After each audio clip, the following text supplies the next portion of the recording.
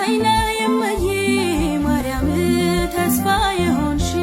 ለአዳም ነይነ የመዬ ማርያም ተስፋ የሆንሽው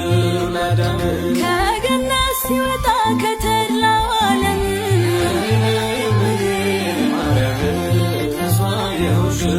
ለአዳም በኃጢአቱ ደሞዝ በሲኦል ጨለማ በእንባው ያገኘሽ የድህነት ሻማ እውነተኛው ብርሃን ካንቺ ፈነጠቀ ከግዞቱ ፈቶት ጨለማን አራቀ የእግዚአብሔር ልጅነት ከአዳም ቢሸሽ መሆኑ አስደነቀ